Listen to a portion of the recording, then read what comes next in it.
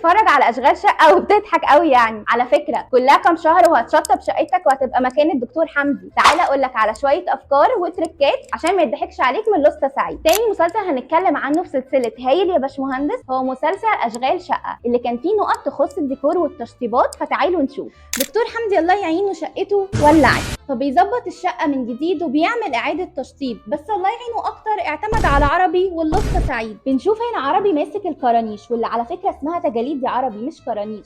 دي الكرانيش اللي بتكون موجوده في الاسقف، لكن التجاليد بتكون على الحوائط وبتدي ايدج للمكان وبساطه والشياكه. اما الاختيار والاتفاق على الالوان والستايل ده بيبقى من قبل التنفيذ عن طريق عمل المود بورد الخاصه بالمشروع، مش واحنا بننفذ خلاص ونقعد نقلبها في دماغنا والباستيلا. نيجي بقى للابواب.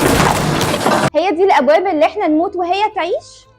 الابواب احسن حاجه انها تكون عموله مجهزه ومتصممه، ويا سلام مثلا لو معموله زان او موسكي بقشره قرو مش ابلكاش ابدا. ده انا جايبها من وانا قد كده. السقف وتاسيسه بيلعبوا دور مهم قوي، وموضوع ان الشقه تبقى بفتحه سقف ده فكره مش قد كده، لا. فرحه مسامح ابن الجيران بقى واختار مهندس دارس اماكن الاعمده والكاميرات عشان ما يجيش على اي خرسانات مسلحه خاصه بتاسيس المبنى. وبعدين يا عربي الوان ميه ايه اللي بنستخدمها في الدهانات؟ الدهانات بيكون ليها اكواد وباليتات واسعه ومتشعبه جدا حسب كل تصميم. وبعدين خرسانه بلدي ايه يا عربي، هي حنه. في اختبارات للشقه وحاجه مهمه جدا اسمها مرمات لازم تتعمل. ولاد الناس مش لعب كل شويه نقعد نوقعهم من فوق كده. المواقف الكوميديه الخاصه بالتشطيب عشان تطلع لنا بكل التفاصيل دي اكيد كان جزء منها مهندس الديكور كريم الشحات والتيم بتاعه، عشان كده احنا حابين نقول لهم هايل يا باشمهندسين. استنانا بقى في الجزء الثاني عشان نقول لك على شويه تريكات وانت بتختار العفش بتاعك. مش عارفه من غير طلة كنت هتعمل ايه.